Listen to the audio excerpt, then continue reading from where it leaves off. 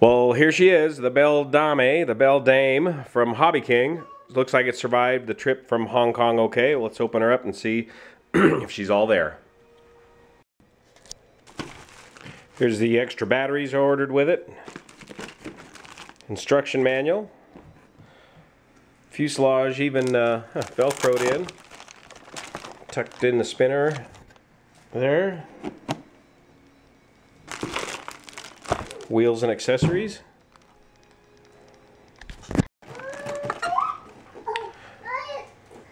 Sharp looking fuselage.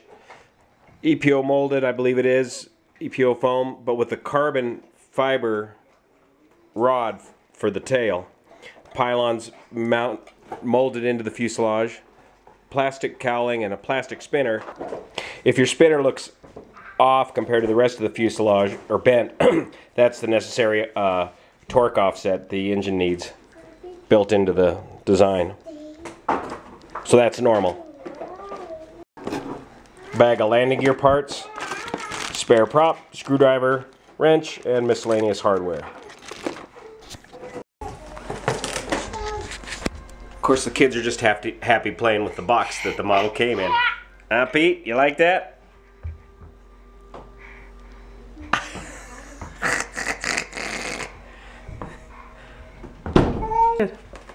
Pete, what's in the box? What's in the box? Pete. Well, now your sister's in the box. Inside this box, we should find the wing panels. Looks like all the flying surfaces survived the voyage. And in this box, there's nothing. It looks like we got all the parts we need. Looks like all the flying surfaces are present and accounted for. We got a rudder and vertical fin here. Stabilizer and elevator with all the graphics already applied, painted. And 2 wing panels. And it looks like they're going to be interlocking wing panels. There's your quality inspection sticker. And the right wing panel. These are going to be what's called polyhedral wings. It's going to have dihedral in the middle and then polyhedral out here at the tips. Very much like these old free flight models. Here's an old gollywog. That's what attracted me to this model from Hobbyking. The airfoil shape is very old school too. A nicely under-cambered airfoil, which a lot of the old free flight models had as well. Even their manuals are getting a bit better now. They've got a lot of good information in here, and then here's the simple 11-step assembly process. Looks very simple, very straightforward. What I like here is they're finally telling you exactly how to set up the transmitter on the controls there and which way the controls need to move, so as you don't get them backwards. Very easy to do.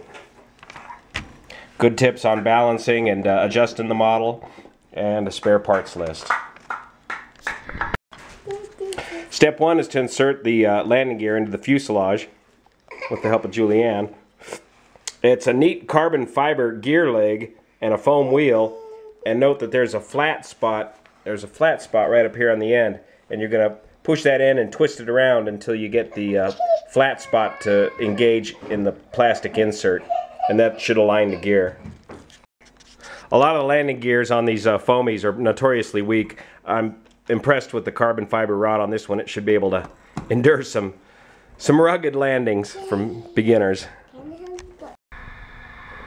You want to carefully break in the control surfaces before you install them on the airplane. Those foam hinges out of the box are pretty stiff, and that'll help prevent stripping of the inexpensive plastic geared servos that come with these foam models.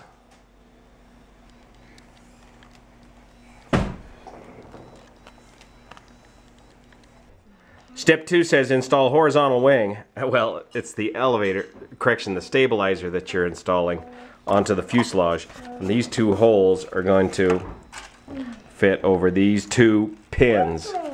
and it'll get bolted together after you install the rudder. So out of your bits of hardware, you're going to want to look for these two little thumb screws. That's what you're going to use to bolt the tail together. Tail skid, elevator, rudder, all at once. You might want to take a drill bit, clean out these holes, clean out the plastic in these holes on the stabilizer, because the vertical fin is going to fit right through those holes, and the mounting screws are going to thread right into this plastic bit on the bottom of the rudder. So you're going to push down on the tail and screw in with the thumb screws. Get them thumb screws to bite into the plastic at the bottom of the rudder. Well, these wings just snap together, a rather ingenious design. Slide together like that, and then two screws out of the top onto the pylon. I just screw the wings on to the pylon. Before we connect the control rods, let's check up under the hood and see what we got here. This is the ARF model. It's a nice tight fitting little magnetized canopy. So it looks like we've got two servos, rudder and elevator, an ESC for the electric motor, and that's it. So we'll need to install a receiver and our battery. Top of the canopy, which slides in the back and snaps onto the top. Makes a very clean design.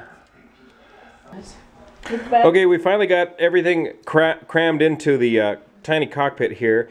The orange receiver will slide into the side there, and you can set the battery in there if you cram those wires in there, or you can velcro the battery into the top of the hatch.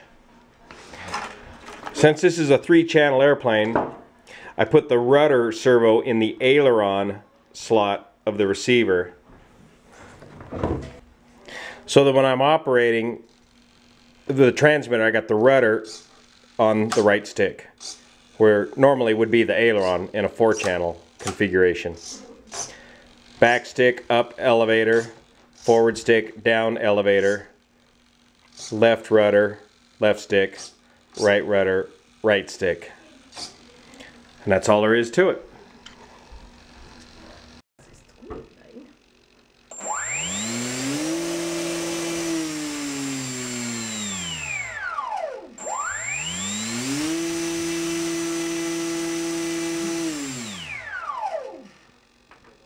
Ready to go.